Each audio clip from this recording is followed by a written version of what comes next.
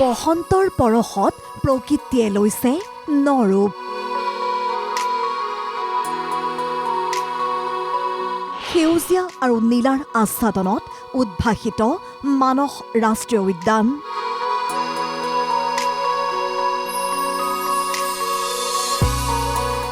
দেশী বিদেশী পৰ্যটকৰ ভিৰ মোহনীয় প্ৰাকৃতিক ক্ষেত্ৰত।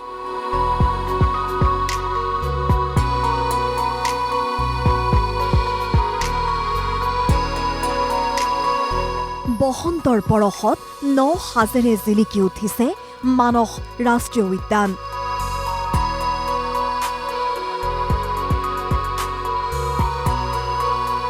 একেটা পথৰে ভূটানৰ অপৰূপ সৌন্দৰ্য চাবলৈ পানবাঙৰ মোহনীয় ৰূপ দেখি সন্মুখিত পৰ্যটক। দেশী বিদেশী পৰ্যটকৰ আগমনে অধিক আকৰ্ষণ বৃদ্ধি কৰিছে মানস ৰাষ্ট্ৰীয় উদ্যানৰ। মানস ৰাষ্ট্ৰীয় উদ্যানৰ সবাতোকৈ আকৰ্ষণ হৈ পৰিছে 7টাকৈ ঘোঙৰ দৃশ্য। প্ৰতিদিনে পৰ্যটকে দেখা পাইছে ব্লেক পেন্থাৰ। সমানে ঢেকীয়াপতীয়া বাঘ, বনৰীয়া মহ, হৰিণা, ময়ূৰ, বিবিধ প্ৰজাতিৰ বান্দৰ, গড়ে আকৰ্ষণ কৰিছে পৰ্যটকক।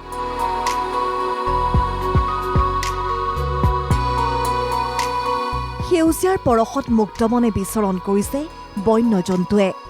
এই কথা সদৰি কৰিলে মানস ৰাষ্ট্ৰীয় উদ্যানৰ ৰেঞ্জাৰে।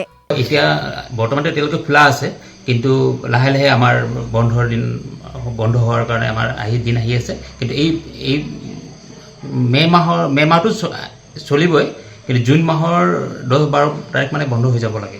ব্লেক পেন্থাৰ আমাৰ ইয়াতে ক'ব গ'লে এতিয়ালৈকে 7 পৰা 10টা ব্লেক পেন্থাৰ আমি থকা বুলি গম পাওঁ। লাষ্ট যেতিয়া চেঞ্চাছ হৈছিলে সেই সময়ত আমাৰ বাঘৰ সংখ্যা ক'ব গ'লে 57 আমাৰ পোৱা গৈছিলে, আৰু বাকী আমি যদি গড়ৰ সংখ্যা গড়ৰ যথেষ্টখিনি আমাৰ বৃদ্ধি পাইছে। 2024 বৰ্ষত দেশী বিদেশী পৰ্যটকৰ ভিৰ মানসত।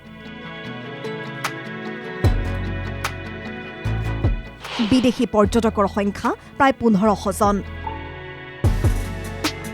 দেশী পৰ্যটকৰ সংখ্যা প্ৰায় 50,000 জন। দেশী বিদেশী পৰ্যটকৰ পৰা এইবাৰ প্ৰায় 1.5 কোটি টকা ৰাজহ পাবলৈ সক্ষম হৈছে কৰ্তৃপক্ষ। এনে অপৰূপ সৌন্দৰ্যৰে ভৰপূৰ মানস ৰাষ্ট্ৰীয় উদ্যান খোলা থাকিব জুন মাহলৈ। মানস ৰাষ্ট্ৰীয় উদ্যানৰ 3 নদীৰ সংগম থল মথনগুৰিৰ পৰা প্ৰায় 25 কিলোমিটাৰ নিলগত ভূটানৰ পানবাং। পানবাঙৰ নদী, পাহাৰ, জিৰজিৰকৈ বৈ অহা নিজৰাই মুগ্ধ কৰিছে পৰ্যটকক।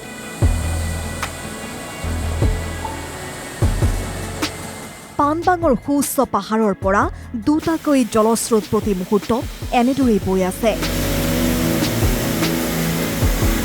পানবাঙত এতিয়া বিচৰণ কৰা দেখা গৈছে জাক জাক পখিলা।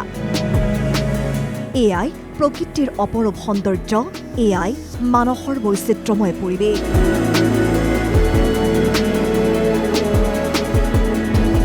পানবাং আৰু মানস ৰাষ্ট্ৰীয় উদ্যানৰ পৰা ৰাণা ডেকা, NKTV+।